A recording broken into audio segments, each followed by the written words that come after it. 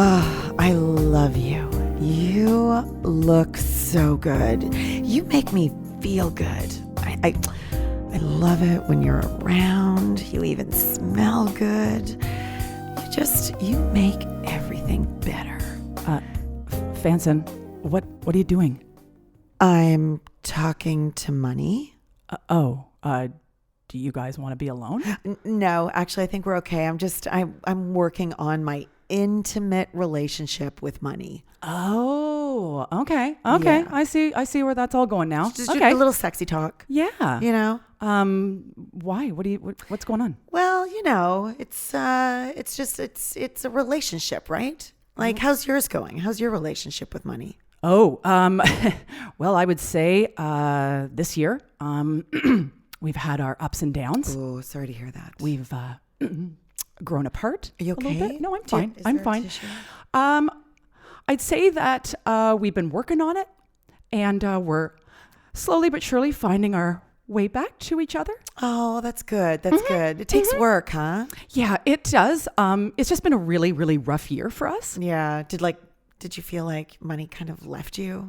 Yeah, we definitely grew apart. You grew apart. I just couldn't see it like I used to, Yeah. Anyway. You just need to reconnect. Well, the good news is we can talk to someone today who can really help us with our relationship to Money. Yes, we're very excited today. Joining us via Zoom. Well, our guest today started her bookkeeping business at the age of 17. And now 23 years later, she operates a bookkeeping and business consulting firm that involves her being the CFO for multiple small businesses in North America. So, Fanson, as we look at the ass end of 2020, Hallelujah. it does seem like a really good time to talk about financial improvement and our relationship with money with money expert Lou Clark. Welcome to the show, Lou. Welcome, Lou. Don't think this is just another self-help podcast. It's not. Well, what is it? It's still a hot mess, where we ask the question, is self-help helping? Every episode, we discuss, debate, and sometimes diss an aspect of the self-improvement movement. We want to know, is it all too much? Has it gone too far? Is it making us even more neurotic? Is this self-help or self-help? You make a mess of me. Hey there, Lou. Hi, Lou. Thank you so much for Thank you so much for doing the show with us today. Oh, it's gonna be awesome. Yeah. Yeah. So, well, both Fanson and I have been following you on social media for a while. And the other day you actually posted, I think it was on Facebook, and you were quite emphatic about expressing that your story is not a rags to riches one. Yeah. Why don't you just share with us what you meant by that and a little bit of your journey? For sure. So it's interesting when you hear, and especially in self-help, how people have gone from I lived in the trunk of my car and I made one phone call and now I'm this self-proclaimed quadrillionaire. And okay, maybe you were, maybe you weren't. I don't really care at that point, because really it's relationship and it's personality and it's humanism that really gets people to be intrigued by where you are and what you've done. And so for me, I go the opposite way and say, look, I wasn't a rags to riches. Now we weren't rich, but my family had money. I would be like, can I have, I don't know, $20 to go to the movies? And they're like, yeah, and here's bus money, right? My parents didn't want to drive me downtown. They made me take the bus. So anytime I really put my hand out, it was my palm was greased. That being said, my parents divorced when I was 7. So I kind of feel like being the only child between divorced parents, I kind of got a little more than probably most kids did, because I do think they always felt like they had to either outdo each other or to make themselves feel better if they gave me stuff. You were compensated financially through the divorce. Yeah, pretty much. You do have to love divorce guilt, right? I mean, if there is one silver lining for kids, You bet. in divorce, they do tend to cash in a bit. I often say single parenting is the way to go. You get a lot of alone time too, but that's for another podcast, another episode. Yeah. Well, I can tell you that I look at my parents now and go, why were you ever even together? And I go, oh, because I needed to be here. And this is how I came into this world. And so for me, I never really felt like we were going without. It wasn't like I always had a bed. I always had more food than I needed. My mom used to buy me my own case of pop so I wouldn't drink her pop. I would cheaper pop. She always got like Coke and I got like no name. So like it seemed fine. I always went to camp, like whatever I needed. Right. So whether it was privilege or just that, you never wanted for anything, how do you feel that factors into who you are and what you do now? Well, I can tell you up to about 12 years ago, it completely sucked the life out of me. And it's the worst thing my parents probably could have ever done, to be honest, because even though like my mom she was an accountant and I never learned about money. I never understood what it meant to have a credit card. Well, what you learned is that it's going to keep coming. Yeah. And I always saw she had this magic gold card and she flashed it around. Like, I'm totally over exaggerating, but it was like she flashed it around when we went to the stores. And I thought this card just magically gave her money. But what I like about this part of your story is that when we think about how our kids are really interpreting, what the have and the have not is all about, like sometimes it's just that card that seems to just, magically make things appear. That's the perception of a child. And until they actually learn the foundations of money and how it comes and goes in real life, in real time, it's something to be aware of. Absolutely. And the one thing even in high school, like they don't teach you money. Like nobody's teaching you how to even keep it. Okay, make it, but how do you keep it? And what about cash flows and budgets and all the boring stuff that nobody wants to talk about? But then we go a step further and it's like, but wait, what about your relationship with money? What's the foundation of your feelings, thoughts, and emotions around money? And again, does that go back to childhood? I mean, would you say for everyone, it's really foundational, like everything else? You sort of form this opinion about it unless you're taught, as we just said, unless you're taught what it actually is, then you're just going to have this idea. I do, from my experience of people that I've worked with and people that I've mentored and coached, the first thing I do go to them with is like, tell me your money story. What happened when you were a kid? What's your first memory of money? And usually your very first memory of money is actually connected to how you deal with money now. Interesting enough. And do you find that every time? Is it always consistent that when you ask someone their money story, you'll be able to pinpoint exactly what their habits are or what their, good and bad relationship is with it? Yeah, I mean, it's not a 5-second, like, oh, then this is your, but Right. When people are like, I remember being 5 years old and every time I went to my grandparents, they gave me a $5 bill. And then I'd go to the store and I'd buy all this candy and I'd be like, did you save any? They're like, no. I'm like, why not? Well, because it was a gift. I'm like, but why wouldn't you save some of it? And then they're like, and then it comes down to any money that was ever given to them, they blew. They never thought, let's put this away. Right. And so like you find different characteristics based on some of the things that have happened in their past. When I was young, watching, my dad's cheap. I will tell you, my dad doesn't even buy groceries every week. He'd go to the store every single day and buy exactly what he was going to have for dinner that night. Like there was nothing ever really in my dad's house except for barbecued chips. Where my mom, she just, I don't know. I still don't know what her finances are like. And I don't think I want to know. She always just says, you're doing a lot better than I ever did. So I go, thank you. Let's move on. I don't want to talk about that with my parents, but I can tell you that watching my mom do this gold card flippy flu and like, I remember this one time, guys, my mom was like, my mom needed a new bed. Okay. So we went to the Brick. Okay. In Canada, that's one of our furniture places. And I convinced her, instead of her because she was going to get a new bed and I was going to get her bed. But instead of her getting a new bed, I convinced her to buy me bunk beds. And I remember sitting on the top bunk where she couldn't get me off. And I refused to come down until she bought me the beds. And she bought me the beds. Protest. Yeah. So, right. So in a way, I become extremely stubborn in my life. but now I use it for good when it comes to my money. I'm very stubborn about where my money goes. I'm very stubborn with how it influences and what and where and what it does. Like when you almost go bankrupt, $3 to bankruptcy. Okay, When you're so that close and that's all you have in right. your pocket, you start to learn. I think you're screwing some shit up here. Okay, so just before we get ahead of ourselves, how did you end up with $3 and bankruptcy? Because I took the magic gold card and enjoyed life, not thinking I actually had to pay it off. But more than that, I think in the end, what a lot of people who don't find themselves financially sound is they're spending more money than they make. They're That spending it seems a like lot, simple math, doesn't it? but nobody does the math. Mm-hmm.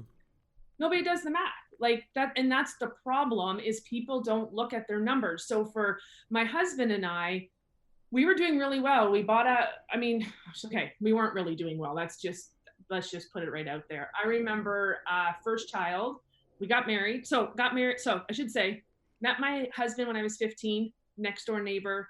We got engaged when I was 19. We got married when I was 20, and I had my first child when I was 22. Wow, that's fun. That's quick. That's like you just knew. Did you just know? He was the boy next door.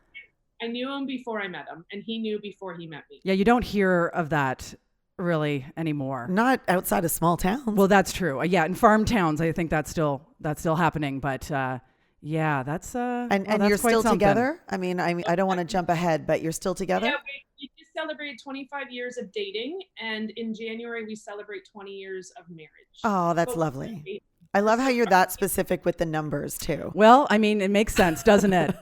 Okay, so Lou, you guys get married at 20, right? And then, of course, you start procreating pretty well right away, right? Like, what did you have? You had four sons by the age of 29.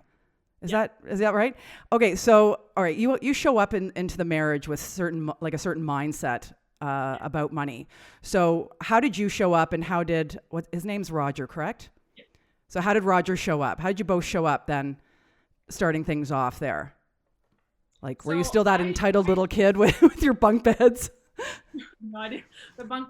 Then I made her sell them to my friend like 2 years later. And, like, honestly, that is a story I'll never forget. But for me, I showed up with a mind, and let me say this. I didn't understand money mindset. I didn't understand mindset. I didn't know about conscious and subconscious thoughts. I was just living a life. Yeah, right? Well, you were like 20. I didn't get any of that. I just didn't get it. I mean, sometimes I wish you go, oh, I wish I had that, but then do you really? Because you wouldn't be where you were, right? So when we got married, I was at the point where there was always money, but I didn't know where it was coming from, but there was always money. When you say there was always money, just so I'm clear, there was always money in your pocket. There was always money in his. Where is the money coming from? So as I grew up, because of the flashy card and and however I put my hands out and money came, I had this association that I literally just had to put my hand out. Hey, I was like, what was her name? Was it Hillary on the Fresh Prince? Like, Daddy, can I have $500? Yes, it was Hillary. Okay. I was like Hillary. I don't know where it came from. I just figured it would come. And so you're saying the same was true when you got married. It was coming from him, not from your own pocket? No. So I should say this. I lived at home. We got married. We moved in together. So I never... Into your own house? So we moved into our own house. So was it next door to the next door? Was it on the same street? No, we moved away. No, we weren't living next to parents. No way. But I came into the marriage with this whole, like, money just shows up.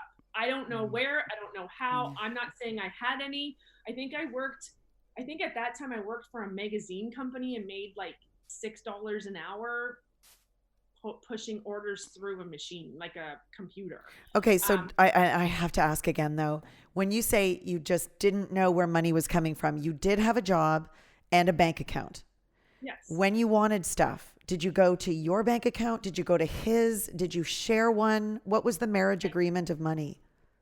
Okay, so let me go here first. Let me tell you how we came in, and then I'll tell you about our marriage agreement, because I think it's really important when you're a couple and how that works. So for me, I came in with this money just shows up. Not saying I had any. It could be on a credit card. It could be a bank account. It just shows up. Whatever I needed, I just paid for it. Okay, got it. Got it. Roger actually came from what we would consider a line of poverty in certain elements of his life. So he came from a life of lack. Family went through some financial hardships. His dad was a business owner with partners. Things just went south. He came from a much deeper rags to whatever we are now. So he came in as there's never enough. And I came in as, we'll just find the money. So it's like scarcity versus abundance, which sounds like your parents. Right. But the abundance was on a credit card, not in a bank account. Well, your mom's was on a flashy gold card. You still don't know what your mom's financial situation is. I don't even know. I don't care. Right. So it could have been sort of similar to that. We don't know, right? Yeah. So when we came together, our agreement was that our money is together. Like, even though he had his own job, I had my own job, our money was together. It was one life. Now, spiritually, we feel like we've been connected for eternity. Even our wedding bands inside say for eternity. Like, I didn't explain the connection, the relationship my husband and I have, but it's one. So we agreed right away our money would go in. Plus, he was making more money than I was. So why wouldn't I agree to put my money in his bank account? Okay. Yeah, you're like, oh yeah. And I do think traditionally people who, got married, I don't know if it's still true today or what shift has occurred, but traditionally people would get married, have kids, and it was like family money, right? I would say it was less likely that you would have your separate bank accounts, mom and dad, that way, especially, before women were allowed to like work and go out of the house. Yeah. I don't know if times have changed where now people are like, you know what, you keep yours, I'll keep mine. And then here's our mutual stuff for the kids. Maybe that's. I know my mom she taught me, oh God, when I was a kid, listen, always have your own money. Like, under the mattress or just sure. I don't know where I'm storing it, but she's like, you always have your own. Like if you need to go, you can go. Right. Wow. But anyway, that's just kind of how I was. Teach you? Well, yeah, I've been on the run. 1 foot out the door. I've been on the run ever since. But yeah, actually, I would say just personally, like I've always kept my money separate from my partner. I've never done that joint bank account thing, and I've even been married. I don't know. It just freaks me out. But anyway, that's.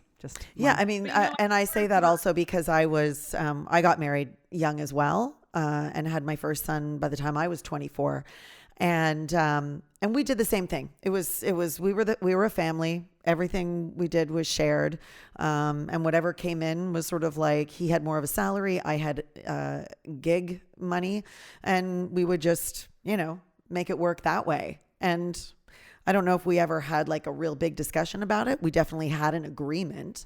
And that's just the way it worked. So Lou, this is fascinating that like you and Roger coming together and you're kind of assuming that like, I don't know, the money's just always going to be there. And then Roger, of course, grew up, with this scarcity mindset and he's like, oh my God, there's not enough. And so how did that go? So I think he kind of, I shouldn't say thing.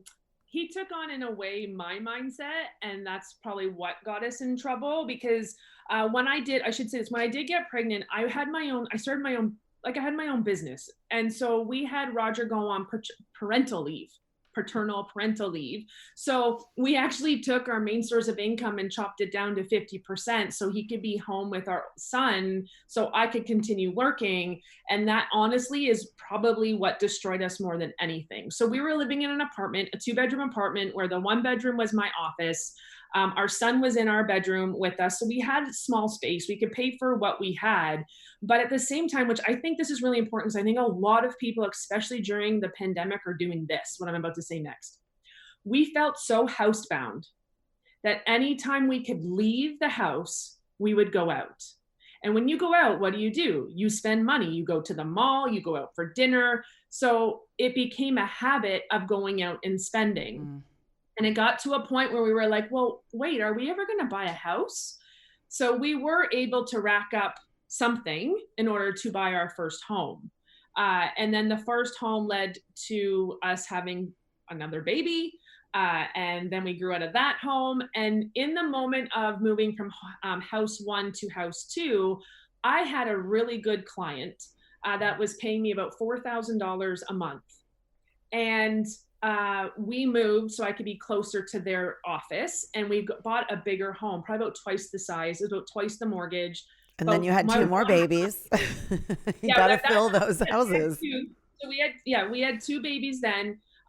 So we had this client, all great. I was doing really well. That was one client. Like, we were making some good money.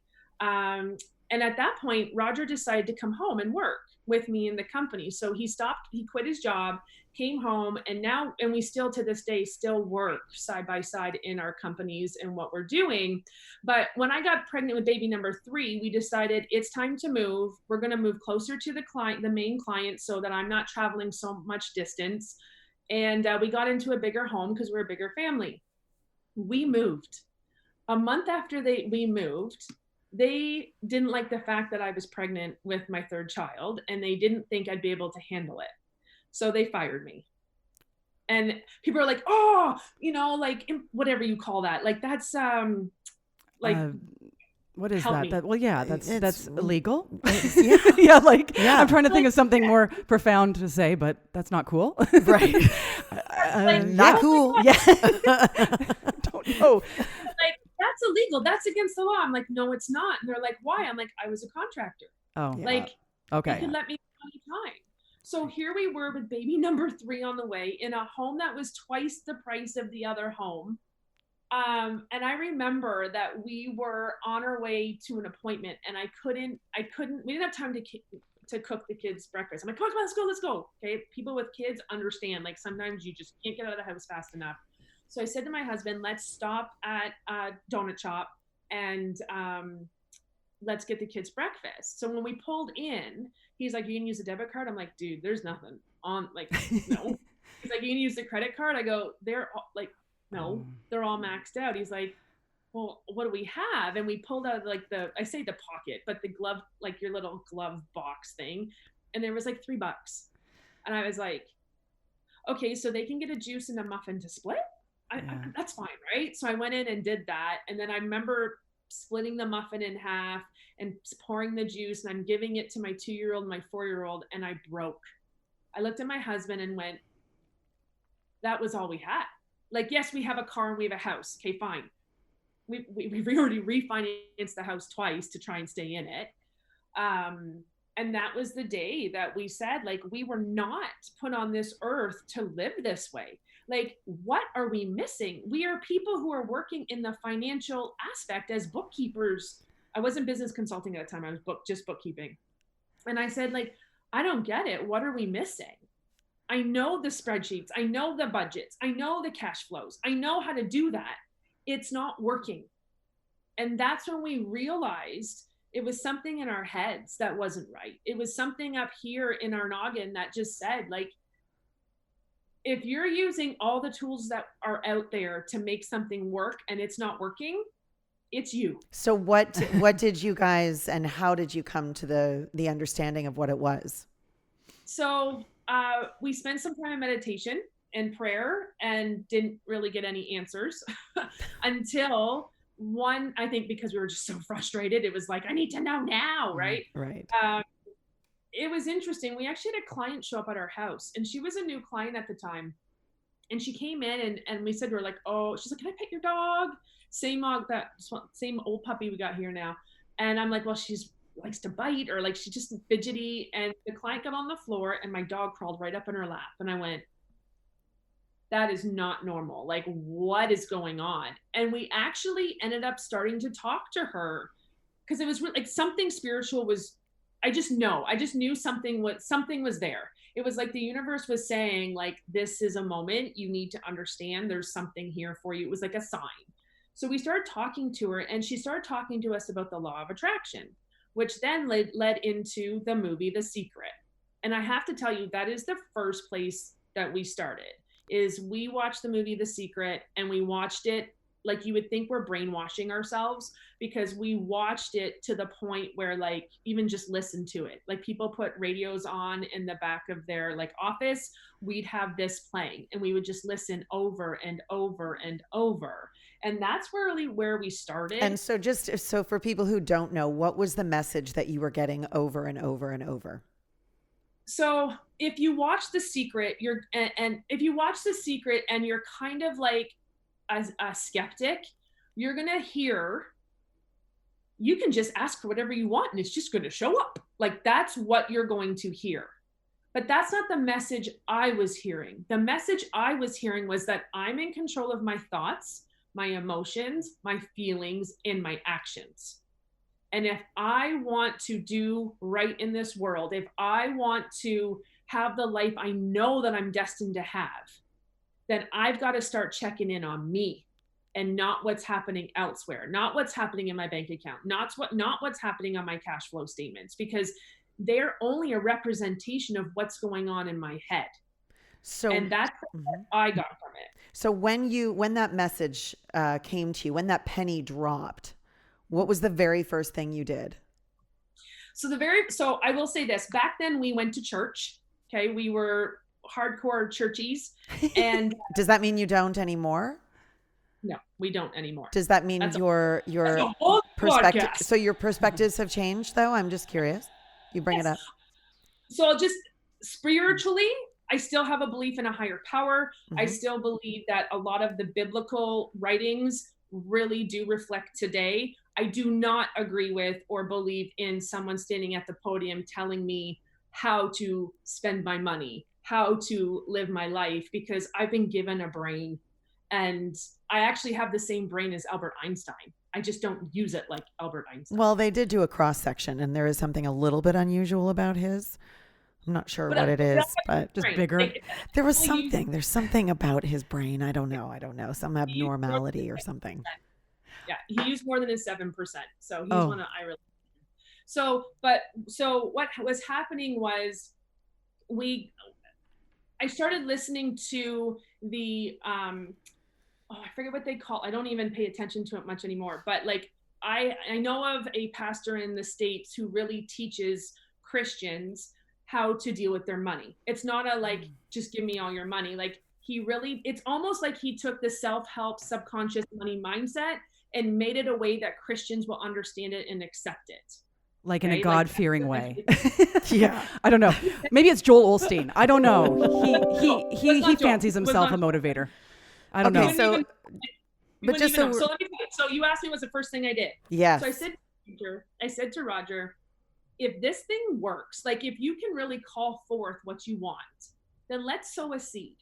And this is a really cool story. I'm going to say it within about 60 seconds so we can keep it brief. But we had a 2,500 square foot house where Roger would vacuum with a shop vac on his hands and knees because we couldn't afford a normal vacuum. We only had the shop vac that he used in the garage. So you can just imagine a 30-year-old man vacuuming on his hands and knees, and that's what he did. And I said, like, first world problems, people. Right? It is quite a visual, though. Sure.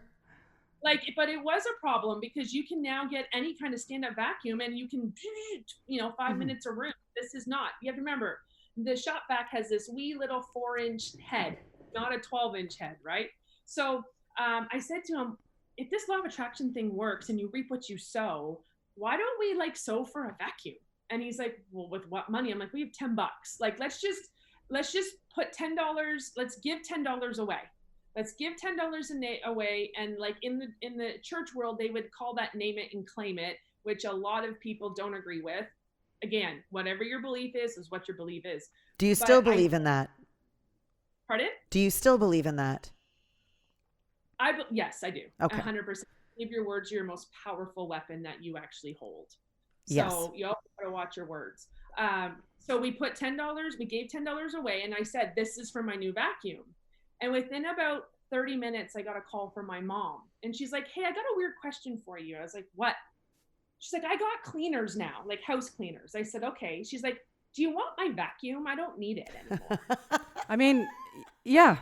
It doesn't show up in the way that maybe you expect it, but It but shows it up. happens. It shows up. Yeah. There you So, go. so Lou, like maybe just break it down for us here. When you talk about being mindful of your language, and using this, idea that thoughts are energy, like what did you get out of the law of attraction? Can you summarize it a bit? Like, do you have any kind of like, I don't know, some core tips for us when we think about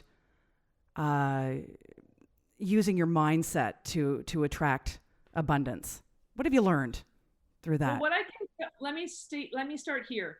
The movie The Secret is Yeah. not the life ending everything you need to know. It's like transitioning a baby from breast milk to formula. You still eventually to feed them solids, right? And like you need the meat, the potatoes, the gravy, the dessert, like you need the buffet. So it was a great introduction. I do feel the movie The Secret has so much missing from it. Mm-hmm. And I think sometimes the message can be portrayed wrong. So me being a numbers person and loving money, like I've always loved money. I went and researched. So I'm looking on my bookshelf as I tell you this, I've read Think and Grow Rich. And like all the old people books, that's what I call them, the old people that are dead. I've Right. read their books, right? Right. And so I pulled from that. And the number one thing that I really do believe is thoughts are things. And I can prove it in like 2 sentences. Okay. Do you have a pen? Yep, in your right hand? here. Yeah, Fanson's got one. There we go. How did that pen become something? Pardon me, I didn't hear you. How did that pen become a tangible something? I don't know. Somebody made it, designed it. The idea Somebody turned into a physical device I can use. I guess somebody thought, let's make a pen. Yeah, somebody. It was a thought. Well, maybe there was a lack of something, and they were like, "Geez, Yeah. be nice to have some ballpoint action on this blank page." How do I'm we do there, tired Lou? of like feather and ink, But what I mean by that is like everything around us, like just look around you. Uh-huh. Everything around you was a thought. Hmm. It was a thought from something, like from someone, right? And where does that come from? We can't really explain where it comes from. We then go, oh, it's a universal connection. It's a divine this. Like sometimes I don't think science can explain everything. And there's times I can't even explain why certain things work that I'm working. Like I think a lot of people work this and don't realize they're working these powers. So they can't teach them because they don't know how they're doing it. Right. And so I do believe thoughts are things because everything in front of you is manifested from a thought. So my most powerful takeaway is how you think about something, how you even feel about something. And if you connect your thoughts with your feelings, you are in trouble. Good or bad, you are in trouble. You are in trouble. Explain that. What's that? What does that mean, Lou? So I can explain it this way. There are times where I've thought, like, you know what? I'm not going to have any money this week. I'm not going to have any money this week. When am I don't know how I'm going to, I don't know. And then your thought is now creating anxiety, which is your feeling, right? And that creates a lot of resentment, a lot of negativity, which if you were a magnet, it's propelling away from you anything that can come towards you. Okay. Gotcha. There are times where I used to be like, okay, it's exactly how I do it. Like I'm going to rock you through when I used to be like, I would go, big breath, look at my numbers and go, according to my book, I will not be able to pay my bills this week. So what can I do to bring in the money I need? There is a way, and I'm going to find it. Huh. And I'm telling you, it's worked every time because I am not in a negative mindset. I'm not in a place of fear or anxiety. Yeah, I remember. I don't know if I was watching a video by Kate Northrup. Do you know Kate Northrup? She wrote Money, a Love Story. I don't know if Lou, you're going to be all over Kate. Anyway, I remember she talking about how you be very mindful or very deliberate with how you respond when you open your bills. I totally remember that. If you can avoid, just collapsing or, tail spinning or, going down the rabbit hole, that's important energy work. Yeah. And I actually have a family member who will, when the brown envelopes come, that's our government, that's the brown envelope, That's funny. call me bawling her eyes out in the washroom. And I'd be like, what's going on? She's like, I got a brown envelope. I'm like, open it. I want to show you this. Listen to this. This is so important. Okay. I'm like, open it. She's like, I can't. Oh my God. I'm going to have diarrhea. I'm vomiting. I'm so like, it was bad. And I said to her, family member, I said, wait, what if it's a check? And she goes, what? I said, the government sends checks in brown envelopes. How do you know it's a death threat? How do you know I'm sending you to jail? And I said, and to be honest, if they wanted to go that far, they'd be calling you or knocking on your door. They'd be at your door. Right? Well, And yeah, she's that's like, why I don't believe those nasty recordings. Like when you get those the are phone call. funny. You just got one the other day, I didn't got you? 3 in one day. Have you gotten one of those, Lou, where the federal government calls We and they're are taking you you to to jail. and I'm like, I don't think they'd be very phoning. technical conversation with the CRA, quote unquote. Because Yeah, they right. don't listen to those. They will never call you and say they're calling the police or bringing the police to your house. But just to go to show you, like that envelope, just like money, that envelope has no emotion. It has no feeling. It doesn't mean anything. It's the meaning and the feeling you're giving it. So when we look at money, it's the same thing. Money has no emotion. It has no feeling. If you have a bad feeling around money, if you don't like it or it's evil or it's dirty or whatever, you've put that on there. See, money has no feeling. That's like the relationship I had with that psychopath. So money is a psychopath. Wait a second. Yeah, that takes you back. And I also, I've learned the language we choose around money. Again, I don't know if it was Kate Northrup that suggested this, but when it comes to spending, rather than saying, oh, I don't have enough to get that, or I'm too broke to have that, or it's more of, I choose not to spend my money on that. That's kind of the reframe of that. Keep it positive, people. Or just, again, it's, I don't know. I like to think I'm in control of the situation rather than it controlling me. I don't know. What do you think, Lou? Yes, I'm going to and that. Do it. Make sure when you're saying that, Yeah. you're feeling it. Because Oh, okay. sometimes one thing in the self-help world is that they have this place where you go, I'm abundant and I'm amazing and I'm loving and I control. And inside you're like, you're a failure. You suck. No control. But what they do say is that if you're visualizing and you're actually imagining the feeling associated with being that way, then you're moving into it. You're living it. You're already there. Yeah, you've got to feel it. So I can sit here and say, guys, I'm a horrible human who doesn't know what the hell she's talking about. And inside my inner being's like, what are you saying? You know you're amazing. You know your shit. Like, stop, and it's the same way it can be backwards. So when I would say, like, instead of saying I can't afford that or I don't want to spend that money, I would always be like, I get the privilege of investing my money into what I want to invest it in. I don't even use the word spend. And when I talk to people online, I will, because they understand spend. But I want you guys to remember one thing. When you spend money, it never comes back.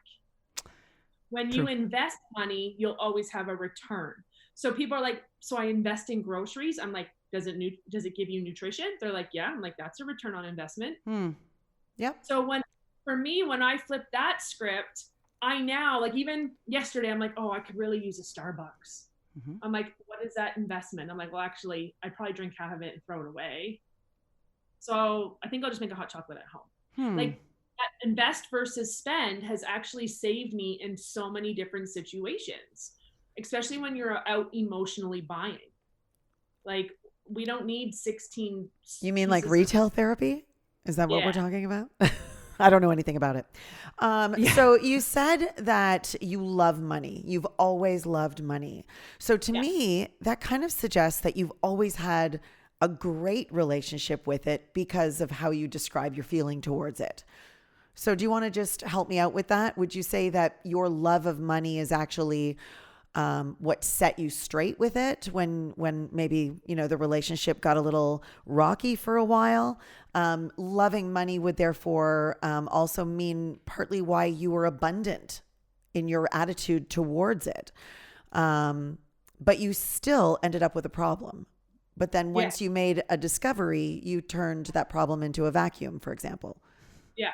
So for me, I believe I've created this, like, one thing I want to do is I want to make talking about money fun. And you guys are so doing that today. Like, this is so much fun. We could just sit here all week and record forever. And I would be probably, you guys be exhausted. I'm like, okay, what's next? Because I could do this all day long. Well, it's a big topic. So yeah. I would have popped the champagne, but I'm just not sure that's a good return on investment. I feel like there's going to be some deficit at the end of it. I definitely have realized I'm spending way too much. And I say spending, I'm spending way too much money on alcohol, right? I don't know about you over there, Fanson, but I'm like, I used to feel like there was a little more of return on investment because pre these days of like being stuck at home, we'd go out, we'd party, and we'd have a good time. And that's what you took away with it. Yeah. And now it's like, no, now I'm just, hungover at home. I'm just self-medicated. Exactly. Make the pain go away. Anyway, Lou, sorry. We just totally started talking about that. Digress. Yep. Oh, loving and money. So as a bookkeeper, and that's all I've done. My mother was an accountant. My grandmother was an accountant. Like, I don't know. There's numbers and money that flow through our veins, and I will take that. That was a good thought pattern right there. But I always loved playing with numbers. I always loved helping people with their money. I just sucked at it myself. It's like people who clean houses for a living, right? They don't clean their own house normally. What do they say about the shoemaker who wears the worst shoes? Yeah. Right. The kids don't have good shoes. So for me, I would say, like, so making money fun, I've created these 4 money magnetisms, and they're like archetypes. So one of them is the manifester, which is where I feel like I was most of my life up until the big hit, where I could manifest what I needed. Nothing more, nothing less, no retirement, no anything. Okay. But it would leave just as fast as it came in. So it was like, oh, I need $50 for this. Whoa, $50. I need 100. Oh, like that was. Gotta say, that is like exactly how you described your childhood. Like it would come as easily as you needed it, but it was gone. You didn't save it. It was, so interesting. And through these magnetisms that I've created, I do believe everybody has a little bit of all 4 of them, but I've moved from this whole manifester into what I call a multiplier and a magician. Okay. So a multiplier is someone who then is able to take the money and multiply it. Like, they don't really love spending their money anymore. They only invest it, which at the same time, when they need something they're very like, well, maybe we can do without for just one more month. Like, that's that kind of person where like it would hurt them to take the money out of their account because they love watching it grow. Okay. And then we have the magician, and the magician is, and that's where I really, really fully live, is like, I practice. I have cash flows. I have budgets. I will sit for hours and play with my cash flow and budget until it's right where I want it to be. And then I practice, and I perform the budget. And then I'm like, okay, but now there's nothing left. I was about to say, you make the money disappear. Yeah. Right? It's like, I made it disappear because my budget is 0. Like, at the end, it's 0, and you always want to have excess. So for me, I feel like it changed when I realized the $3 thing and not being able to, like, I couldn't buy my kids milk. Like, there was more money. There is now. There was more month than money. And I realized, like, guys, like, I was making $10,000, $15,000 a month. This isn't like I was making $200, like $10,000 to $15,000, and which we manifested the $10,000 a month as well. And we started making that, but then we were spending it. Because here's the other thing: when you go so long in lack, as soon as you get money, you spend it. Well, that's what they say about lottery winners, is they mostly end up bankrupt. Blow through it, eh? Yeah. The more I don't know about mostly. I don't want to misquote that, but they don't necessarily end up on top. I would say for me, habits don't change. The more you make, the more you spend. Like, I would say I'm a pretty good saver, an investor, but like, oh God, do you have a budget? I don't have a budget. I do, but I was just talking about this last night. Like, first of all, we don't want to, I don't know if we're sidetracking here, but so COVID's kind of put my industry in a bit of disarray. And so there's an impact on me as a result. Now, I couldn't have predicted, no one could have predicted a pandemic coming. But a couple of years prior to that, I with money that I had, because I've always been pretty good at balancing, let's say. I went on a big, 5-month trip across Europe, right? And I was like, that's okay, because I know how to make it, and I'm going to be just fine. I'm good, right? I've got my house, got my car, and I've always made money and done fairly well with it. Anyway, long story short, now I'm like, ooh, would have been nice to like have that, but the return on investment of the travel, I am still living. So But what if I don't know what I really said there. Did I make any sense? Yeah, we're Susan, just checking in. Yeah, like Lou, we're just saying we don't have budgets. I would say we both have that kind of like, when the money's there, we do spend it. Like we kind of just like enjoy. I've enjoy had the people abundance. say to me, like, you just seem very abundant. You just like, and I've always felt that way. Yeah. I don't know. Like I would like say that I live within my means, Right. but I'm not keeping precise track of everything. Okay. And so, yeah, like I work with a financial planner, and I'm saving for the future and all that kind of stuff. But yeah, I would say when the money's there, let's have some more fun. But yeah, like Fanson, 2020 has been a very different story for me too. Yeah, I mean, I don't do well watching things deplete. Like like I've always had this like idea that it will always be with like be in good standing over there, like, Yeah. So I don't fare well emotionally in these times. The number one issue that I think people are having especially right now during the pandemic, is they feel like Fanson, you just said it, like, well, I loved my 5-month trip and I loved the investment, but man, it would have been nice to have that money, but it's okay because I really enjoyed it. Why? Now you can't go back, but just the thought process, you could have had both. Right. And that's one thing people don't understand with money. Like the hard thing is when I went to my husband and said, you know what, we really need to start honing in on a budget and cash flow. It's one thing to have a budget, but to understand your cash flow, and I'll just tell you the difference. The budget's like, oh, this is what we think we're going to spend. The cash flow is, okay, reality check, this is what we spent. How does that deplete our cash over the next so many months? I do 12 months at a time. I can tell you right now, based on what I've created, what will be in my account a year from today. Oh boy. That's cool. Yeah. For Okay. sure. Yeah. That's extra. That's So extra. when- That's extra. Level up. You know what I mean? Yeah. That's why you do what you do, and we're over here. I can tell you, I was almost going to pull it out, but I forgot they can't see the video. I was like, oh, look. But I can tell you, when you see what could be in your account a year from now, you go, hold on. So if I live by this budget, I could have that kind of money in my account. It's the goal, right? It's the reward. Like it's they always say, like, they put a kid in a room. If you don't eat the 2 marshmallows, we'll come back in 20 minutes and give you 100 right. That one. or whatever. I'm using marshmallows, but that's So did they. like, They did in the actual experiment. yeah. Okay, good. Yeah. So, but it's the same thing. So I'm looking at reward versus like later versus now. So, but when I went to Roger and I said, like, years ago, like, we need to have a budget. He's like, I hate that word. Like the word budget was like, nope. I'm like, okay, let's break this down. So here I am, like, mentoring my husband because I want to know this whole like thought process. And he says, budget to me means I'm being controlled. Oh, yes. Yeah. No fun. And- Right. But you make the budget. He's like, yeah, but I just want to go spend something. I just want to be able to go spend it. And I'm like, why don't we do a budget with allowance? So we have figured the way we work, we quote unquote give ourselves an allowance every week. But because I'm a reward-based human being, it has to be based on the income we bring in that week.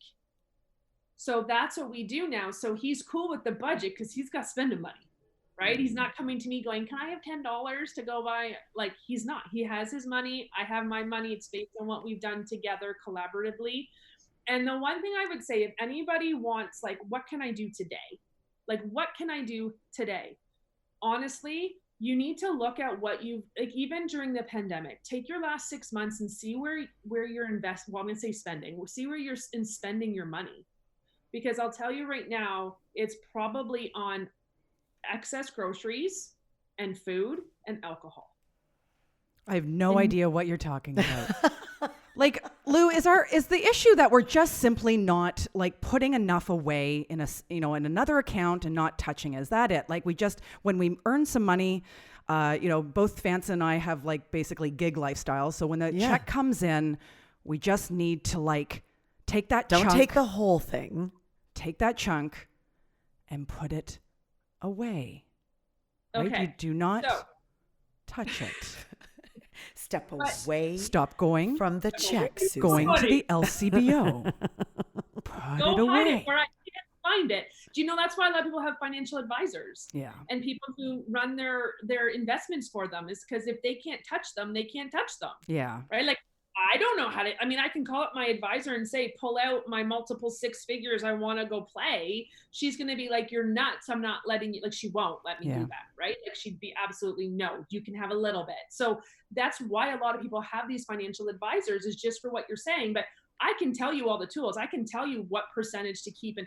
But if your mindset isn't right with creating the relationship with money, it doesn't matter where you put it. You're gonna do whatever you're gonna do with it. And what I mean by that is, I run my companies, the companies that I'm a CFO for a bunch of small business owners, because they're so good at building their companies, but honestly, they really kind of suck at watching the money. So people hire me as their CFO, so you don't have to spend hundreds of thousands of dollars a year with a CFO, because small businesses can't afford that.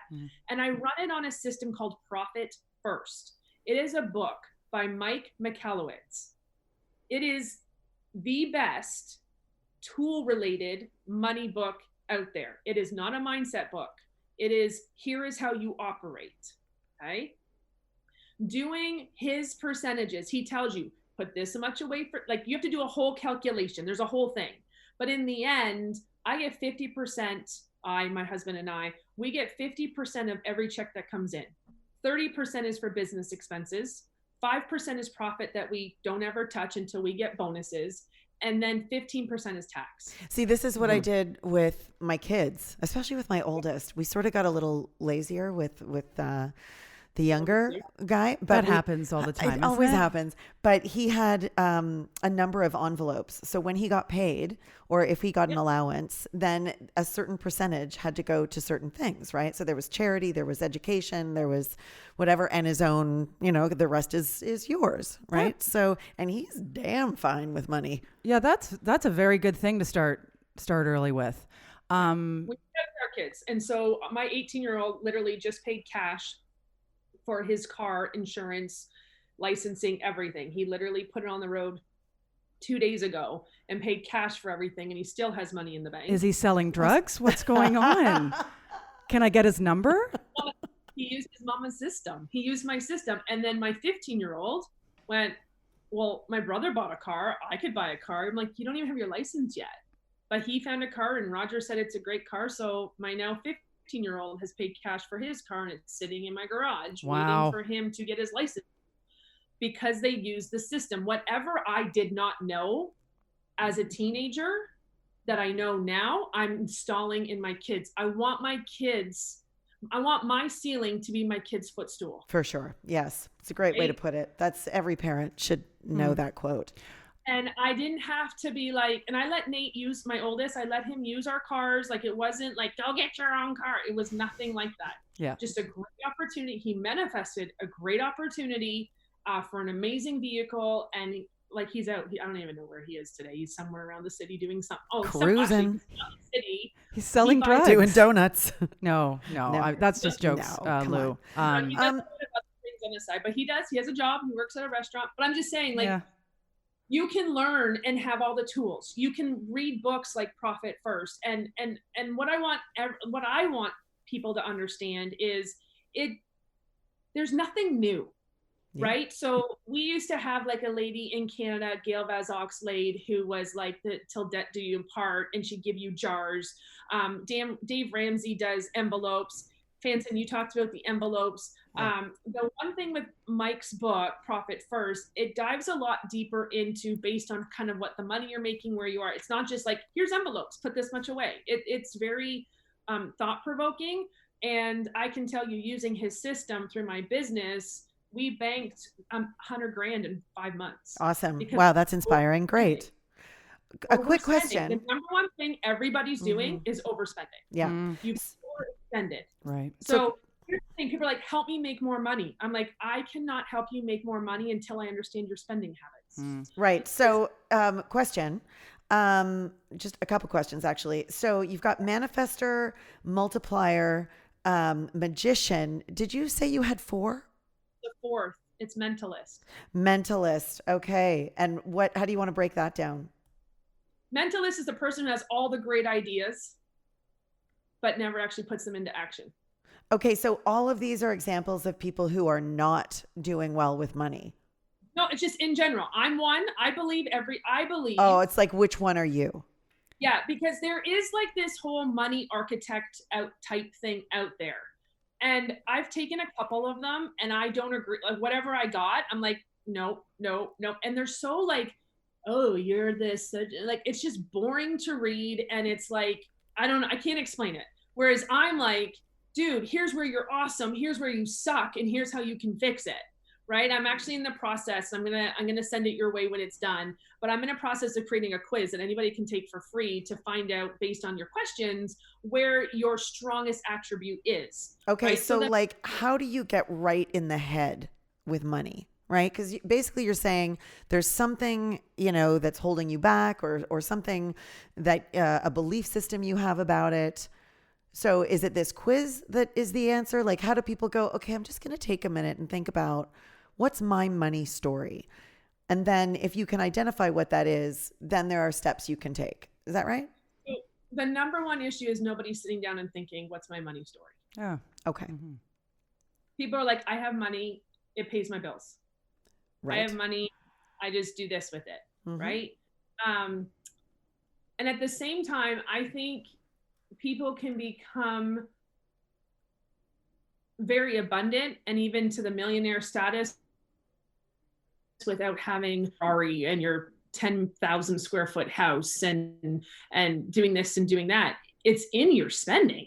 So for me, when I work with a client, we do a lot of discovery. It's a lot of talking. It's a lot of breaking down some barriers. And the best way I can explain it is this, and this is one thing I do say to my clients when I'm working with them, is like, if your money was a child, what state would it be in right now?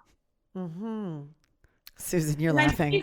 Dead in What the- state is your child? Dead in the crib. Oh dear. Oh no. It didn't have a chance. No, I'm just kidding. Of course. Just No, kidding. but it's true. And I'm going to tell you, Is it Susan, at Disneyland? Yeah. Is it like... most of the people I talk to are like, it wouldn't even be alive. Like, I did not nourish it. Right. I did not train it. I did not tell it what to do. I did not respect it. Bad money So- parent. It's a good analogy. It is. It's Powerful. Good. Yeah. It's clear. Like- yeah. Even to the point on where does your money live? And what I mean by that, and this is a mindset piece, which Did your ties money into move out? is, I'll give you an example. I believe my money is my fifth child, and I raise it and respect it and honor it and nourish it and care for it as if it's my fifth child. My money lives in a very nice box. I live on cash. I do put stuff on credit card because you can't live now without really having some sort of a credit card. And I do like my scene points very, very much. And so I do live on a credit card. I pay it off every month, way before it's due. And like as soon as the card statement comes in, I pay it within like 2 days. But I do live on cash for everything else. Is that cash in your mattress or is that cash in the bank? Nope, mattress. Got it. Lou, what's your address? I'm sorry. No, it's amazing because it's a cashless society now, and then Lou's sitting there with all the bills. But that's like And I mean- those stories about these like, European like old women that were married for years and the husband dies and she's just got a sack load of money. Like Yeah. When I say under the mattress. when I say you're at home there with your bills, I mean your bank notes.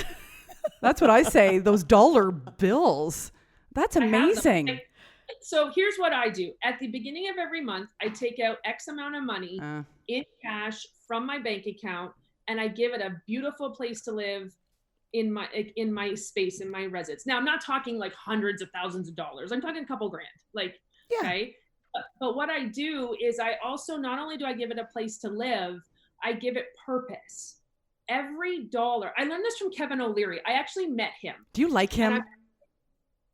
Pardon? Do you like him? She's like, do I have to answer that? You know what? He is not the person he is on TV. Yeah. All right. I honestly, because I said to him, Kevin, here's who I am, young investor, give me 3 things. And I don't remember the third, but I remember 2 of them. And number 1, he said, don't put all your eggs in one basket, whether it's in business or investing. I said, okay. He goes, and number 2, give every dollar you have a purpose. What is the purpose when that dollar, like, give every dollar a purpose. I want to make sure my kids feel like they have a purpose. And so when I take the money out of the account for the month, I go, okay, this is my, like, I break it into 4. Here's how much money I have for every week. Okay. Do I get there and go $200 for groceries? No, it's not like that. But I do break it down to every week. And if we run out of that money for the week, like if it's Thursday and there's no money in that week's pocket, then we don't get takeout on Friday. But we always get takeout on Friday because I make sure there's always takeout money. I always Because that's purposeful. Wow. Do you think is time money? Does time equal money to you? 1,000,000%. Yeah. Because you're always going to trade one or the other. Everything in life. Like I was saying on a call earlier this week, like, people don't talk about money, but yet it's the most important thing. And then I stopped and said, well, I know our health is important, but you can't do certain things for your health if you don't have money. Especially if you're American. Especially if you're American. Right. So the number one thing that really can make or break our lives, nobody wants to talk about. Like it used to be, what was it? Money, sex, and politics. Yes. People went about. Well, people are talking about politics now, so it's and sex. True. Yeah. And people are starting to talk about sex, but the money, the only thing you really see online is, look at everything I bought, I'm so awesome, come buy my program. And I'm like, you know what, you can, like, really, like, that's not who I want to learn from. I want to learn from someone who's touchable. I want to learn from someone who's maybe just a few levels ahead of where I want to be, right? I want to know how people are getting where they're getting. And I want to know how they did it. And for me, I have to follow someone who's done it with their hands, not just like, oh my gosh, I'm going to show you how to sell this online, buy this program, and then they all got rich because you bought the program. Right? Like I want to learn, because that's what I've done for what I've done for 23 years is I've used my blood, sweat, and tears to build what I have. Right? I've become a self-made millionaire because of how I operate my money. Right. My company has never changed. It's not like I had a coach who said, triple your income, right? You hear that all the time. You want to make more money? Double your fee. Okay, but you can't always do that. Like that's not a piece, but what can you control, right? Tony Robbins talks about this gentleman from the UPS. This is really the coolest thing to me. And I don't know the timing frame, but there was a gentleman who worked for, I think it was UPS, and he was making $18,000 a year, okay? Every time he got a raise, he put the raise away. So he only lived off his $18,000 for every year that he worked at UPS. And when he retired, he was a millionaire because of what he put away. And that really shakes me to a core, because I look at so many people and they're like, I got a raise. Let's go out. It's like, oh, you just spent your $40, right? So even my son, who went from student wage to adult wage, he got $1.10 more or whatever it is. I said to him, so you work 24 hours, take that $24 and just put it in your savings account. You don't need it. You didn't need it before. Like just put it there. Yeah. Right. It really, and I thought that was a really, now, I mean, I'm sure UPS people are making more than that these days, but I just thought, wow, if a UPS driver can retire from it as a millionaire, like anybody can do anything. Sure. Yes. Well, you remember the book, The Wealthy Barber? Yeah. Dave Chilton, back in the 80s. Right. And that was the whole thing. Pay yourself first. Yep. You take whatever it was, like, actually was a small percentage of every pay. I think I got the wrong message from that. I just kept paying myself. And then I'd be like, what am I going to do with this now? Yeah. So paying yourself first means, put it away, Fanson. Right. But it's not a lot, but it's consistently. Every time. That's the key. That's the key. Can money buy you love? Or happiness? Or happiness? Okay, so the only love I know is the one of my husband, and I can tell you we were broke. So I don't want to say money can buy you love. I mean, I guess if you buy a dating app and you swipe, yeah, That's a good one. It's an I investment. do, Hmm. and it's funny because you see a lot of people online saying, what is the saying, Susan? Oh, I don't see. This is how trained my subconscious mind is. Mhm. I can't even think of the words because they don't relate to me. Oh, I But see. I believe money can create happiness. So people say money can't buy happiness. Oh, that's it, the right? one, yeah. Money can't buy happiness. Well, I don't know about you, but when I have more money than month, I'm much more happier. Yeah. True. Right? Yep. Yeah, When I because you look feel at my safe, you feel like there's security there, and there's opportunity. Those things Yeah. are all positive. It's freedom. When freedom. And when my credit card bill comes in, I'm like, whoa, let's open it. Yeah, let's pay it off. Like, I'm excited. I got work to do. I never get a bill and be angry. And that just kind of circles back to what Susan was saying earlier. But in the end, I'm happy when I can pay off my credit card. I'm happy at the end of the month when I'm like, I didn't spend as much as I thought I would. Right. So I really do feel in the world when people are like money can't buy happiness, when money can't buy happiness, it's because they're just not happy. You know the saying, they say money just makes you More of whatever you are. If you're So a miserable, right. I didn't say it. If you're not happy, Yeah, then it doesn't matter how much money you have. But Yeah, it that's the does simple let you message. flow. There's freedom, there's security, there's a sense of purpose. Even I think the number one issue, I think a lot of people, whether you have your own business or you work for someone, is the fact that you put in all these hours a week, you get a paycheck, and your paycheck's gone because of all the bills you've had to pay. And it's like, where do I get some? And that's the number one issue with people who make budgets. They budget it so far that there's nothing left for fun money. Everybody needs fun money. Susan, you need fun money. You need fun money. I need fun Yeah, that's here it. in 2020, but that's another story. Yeah. Lou, on this show, we talk about how self-help and self-improvement can cause us to feel, inadequate about ourselves and feel discontent with our lives. So how does someone avoid hating themselves and feeling like a failure when they decide to deal with their debt or clean up their messy financial situation? Like, what's your advice there? How do we stay out of the rabbit hole? So the first thing I tell the people that I work with, I'm like, first, give yourself the biggest round of applause. Get yourself a chocolate cake. Celebrate how you're going to celebrate. Do not go buy like $100 bottle of wine. Okay, right. Celebrate in a fun place the fact that you're even looking at your stuff. Okay, cool. Yeah. Yeah. Reward. Start with The reward. hardest part is ripping off the Band-Aid. Yeah. And the moment you realize you rip off the Band-Aid, and the moment you realize where you are in your journey in your financial journey, look, you've survived this far. You've done whatever you've needed to do to get you to where you are right now.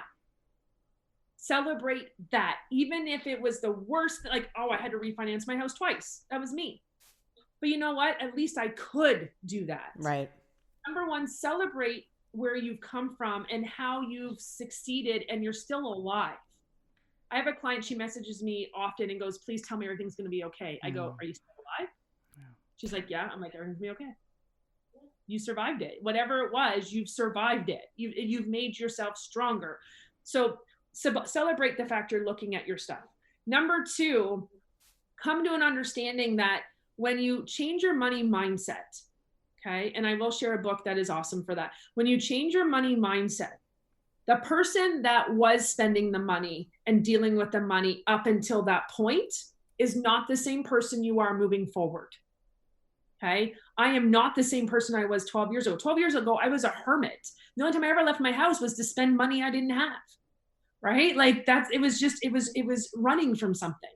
So celebrate where you are and how you got there, and understand the person moving forward is not the same person you were before because you have more knowledge. And the third thing is to seriously start to respect the money. Give it purpose. Give it a plan.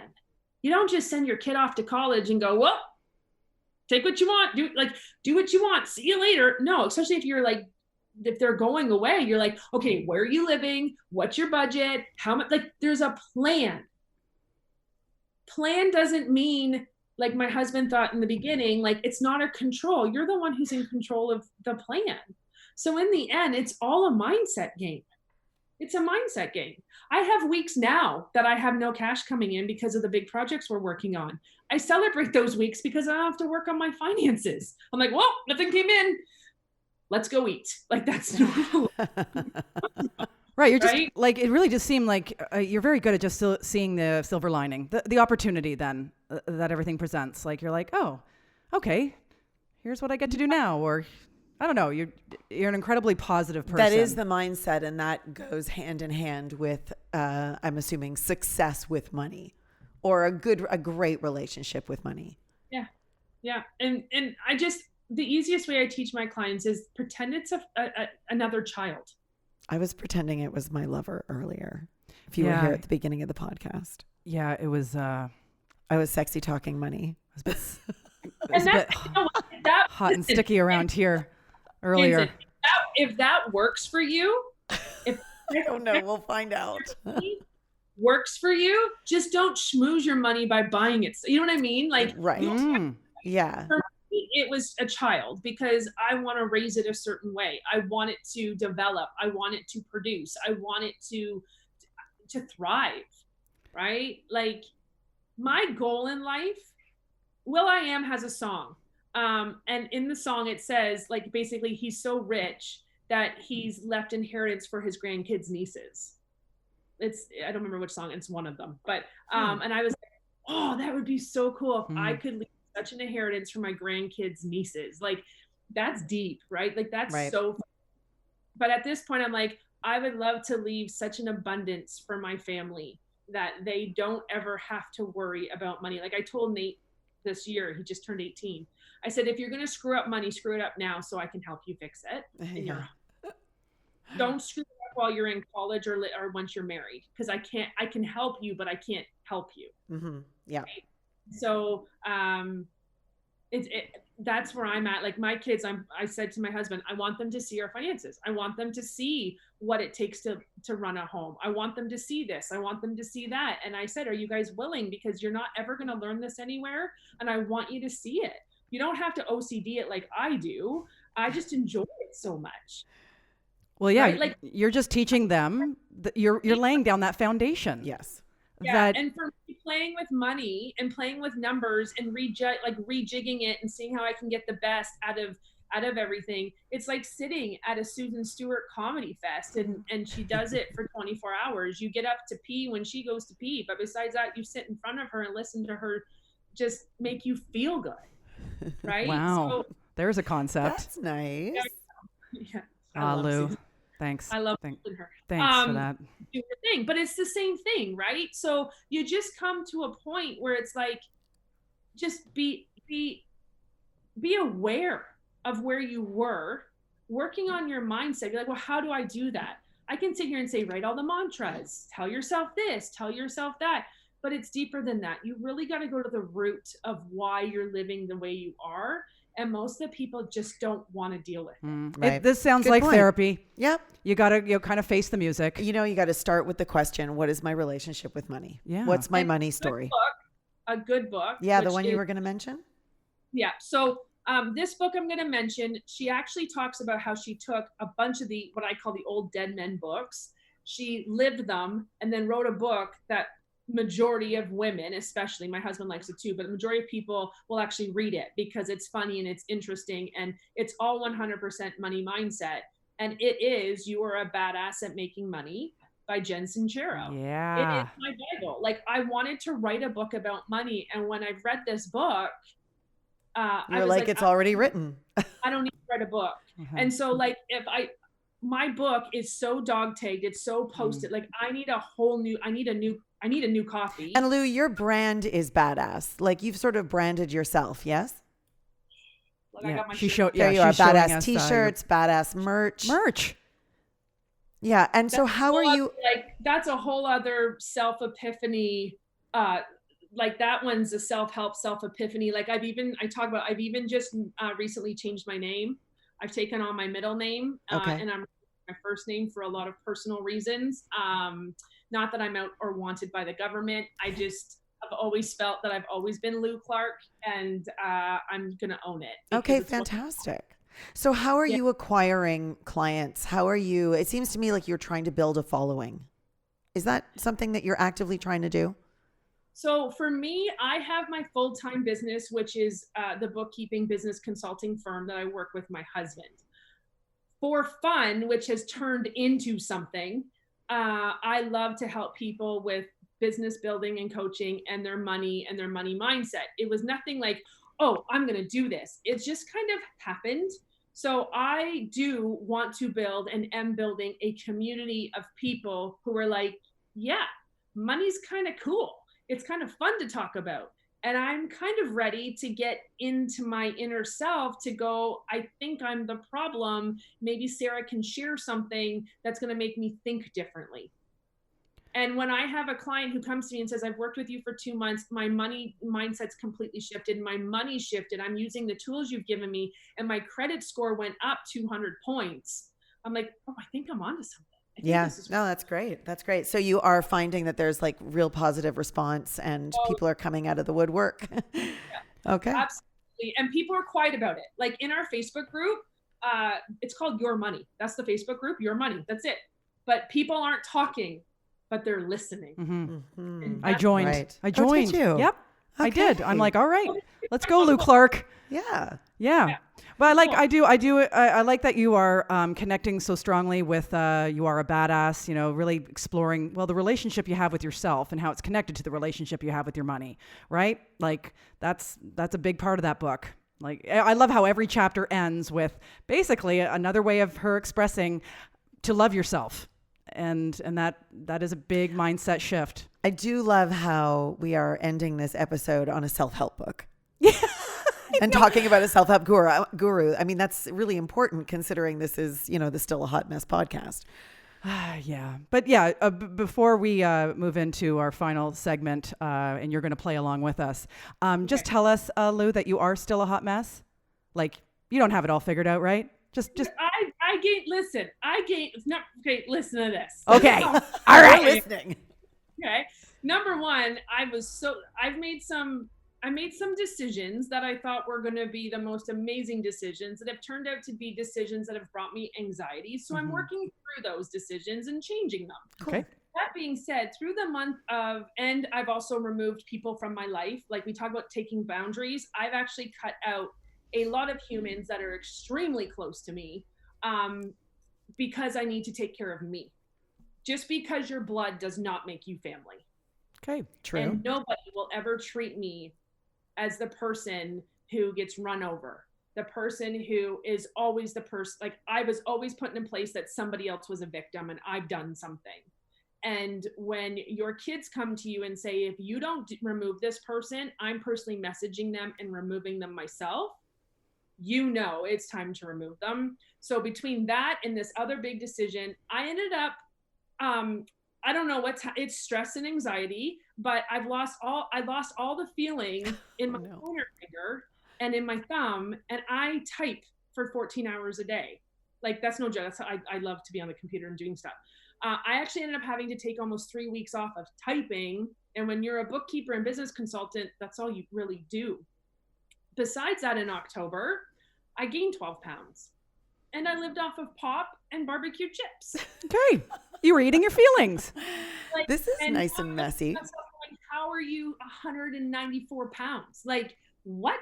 So yeah, here's the one thing I really love about the human species. We can rock it and be so good at something. And then we can completely suck at something else. Right. And that's what makes us human. That's right. If you're looking for workout tips, nutrition, don't come here. I love that you just said that. Well, I mean, exactly. How can we be excelling in all areas of our lives. True. I It's mean, just- that's it's- unrealistic. it's And impossible. you know what? We just so appreciate that you just shared all of that. Yes. We are all Thank still you for a your hot mess. honesty and Yeah. yeah, and It's all amazing. your tips. Yeah, this has been amazing. So before we wrap up, it is time. Lou, it's time to play that game that we don't get paid nearly enough to play. It's time to play Name That Guru. Yes, Lou, this is when we read 3 self-help quotes to each other and the other person tries to identify what self-help guru said it. So Lou, you're going to play along. It's a bit educational. It is. I certainly would hope say. it's helpful to our listeners. God willing, yeah. All right. So Are you ready? I have a theme. Yeah. My God, you guys take this so seriously. It's cool. Okay, yeah. so Lou, yeah. So if you want to weigh in, we need our sounds. Oh yeah, especially when we have a guest. Okay, I'm gonna. Do you have a sound, Lou? My sound's going to be Oh, like a hiccup. Mine will be boing, boing. Okay. and I'm gonna go with cha-ching. All right. Oh, that's a good one. Cha-ching. That's a good one. I actually thought of that while I was driving here. I'm like, what's gonna be my sound? Yeah, it's perfect. Wow, I got a lot of time on my hands. All right. Okay. All right. By saving 10% of your pay now, you virtually guarantee yourself financial freedom later in life. Only a fool would say no to that. So start now and don't stop. Sorry, that was just a hiccup. All right, Fanson, you seem to have an idea. Is it Jen Sincero? No, it's actually it isn't. Okay. I'm going to say that Did I even say her name I right? did mention him a few minutes ago. He wrote a book back in like the 80s or 90s. He's Canadian. Well, The wealthy Yeah, but- barber, Dave Chilton. sorry. What was your sound? What was your sound? Oh, you Do it gotta make- again. There you go. There we go. Okay, go ahead. What's the answer, Lou? It's Wealthy Barber. Thank you. Yep, Dave. All right. You know, my dad Nice. actually taught Dave Chilton. Really? Grade 6, yeah. Oh, there you go. You'd think I'd be in better shape, but that's fine. No, it's fine. It's good. I've exaggerated in this episode a little bit. All right, here we go. Here we go. Okay. Money is only a tool. It will take you wherever you wish, but it will not replace you as the driver. Oh, that. Oh, wing, wing, wing, wing. Lou. Lou. I think that's, if I can memorize the book as much as I have, that may be Jen Sincero. I was Oh. just taking it from the book. No, it's not. Oh, wow. Susan, do you have No, I don't sound know. first, please? No? Okay. All right. I don't know. It's from a book, but not a self-help book. Okay. Ayn Rand. Anne Rand. Yeah. Does I- no one read Ayn Rand? Lou and I. The Huh? Fountainhead? Oh, The okay. Atlas Shrugged?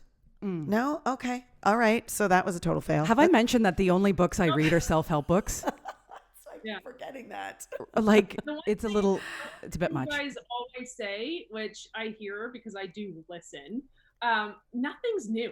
So Yeah. it's hard sometimes to pin Mhm. this to a book because everybody's talked about it. No, and that's part of the fun of doing these quotes. I is appreciate- because it could be anyone. Sometimes I make up a quote. Yes, she does. But I appreciate that validation, Lou. Thank you so much. All right. It's not what you make, but how you feel about what you make and what you spend. I'm going to give you a clue. She was big in the 90s. Oprah loved her. Oprah loved her. She had a show on CNN or CNBC, like American. Katie Couric. Boing, boing, boing. Yeah? Yes.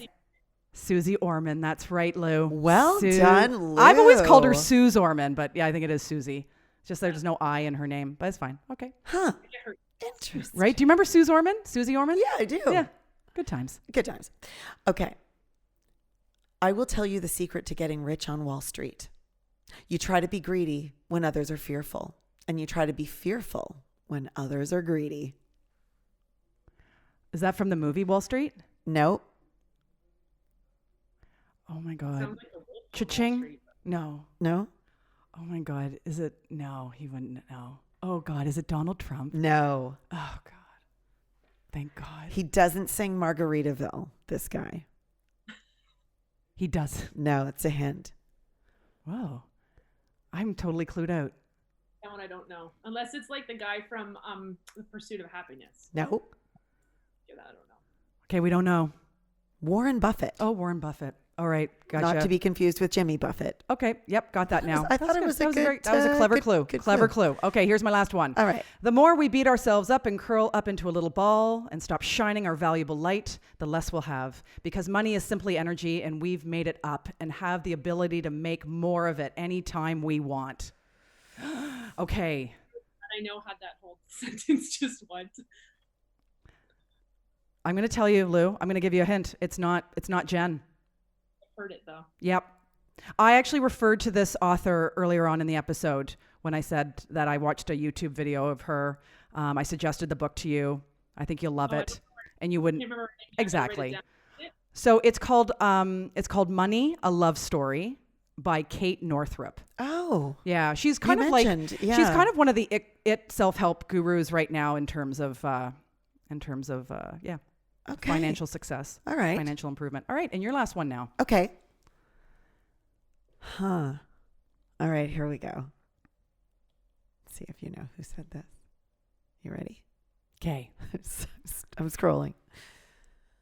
All that we are is the result of what we have thought. Oh my God, that could be anybody. It Wayne Dyer. Nope. Cha-ching. Law of Attraction. Whoever wrote that. No, Susan, that's 2 wrong guesses. How many do I get? Cha-ching. Brian Lou? Tracy. What? No. Brian Tracy. Nope. Okay. I'm out. Is it a money person or is it a self-help person? It's a money person. Okay, read it again. All that we are is the result of what we have thought. It's very poised. I don't know. This. You say Jen Shapiro, I'm hanging up. I'm hanging up. I am pulling this right from your Facebook page. Oh my God. Yeah, Right there, Fanson. you see it? Yeah, Fanson. Actually, In you posted quotes. that. Was it today? All that this was one Yesterday. day ago. All that we are is the result of what we have thought. But you know what, Lou? I loved how you were like, that's very poised. Very poised. There you go. There's the self-love. You deep down loved yourself there. What I will tell you is any of the quotes, Kelly, that I have in like a color, it's from meditation, and the colors represent what I saw when I saw it. So Cool. it's something I've said, but I don't really say it's mine. Right. Well, this one isn't in color. This one is just in black and white with quotes. It's kind of like, like old school. It is Facebook old school. post. I think it is fundamentally what everybody is talking about and saying these days. You are your thoughts. The Stoics said it. Yep. It's, we know it as human beings that this is what's most important is what's going on upstairs. Yep. And so how it applies to your relationship with money or your relationship to your partner or your relationship to yourself. Sing it, Fanson. I love it. I love it. Oh, Give me a beat. Oh, we're converting her bit by bit. Yeah. I can feel it. Well, Lou Clark, thank you so much. If you want to stay connected to Lou via social media, How do they do it? Instagram, Facebook, and Twitter, it's at Mrs. Lou Clark. That's at Mrs. Lou Clark. And I'll keep following you, Lou. I'll jump aboard. Oh, I'll get yeah. in there. Listen, you shared some great stuff with us today, and I loved how you shared your messy self with us too. Yes, thank you. It's been an amazing conversation, and so good to see you too, Fanson. You too, Susan Stewart. Yeah, until next time. You're Susan Stewart. And you're Kelly Fanson. And we're still a hot mess. We'd like to thank our sponsor, Purple Jade Wellness Center, for your support. Thanks also to Monkey Junk, the Juno Award-winning blues band consisting of some of the best people and musicians we know. We'd also like to thank and give a 3-minute hug, because self-help says that's more meaningful, to the Pod Plant and Mike Wixon. And hey, why not subscribe or follow our show? And please, for the love of Oprah, give us a rating and review on your iPhone podcast app. And if you're into social media, you can find us on Instagram at Still a Hot Mess Podcast, and like us on Facebook at Still a Hot Mess. And thank you, Fanson. And thank you, Susan. You make a mess of me. You make a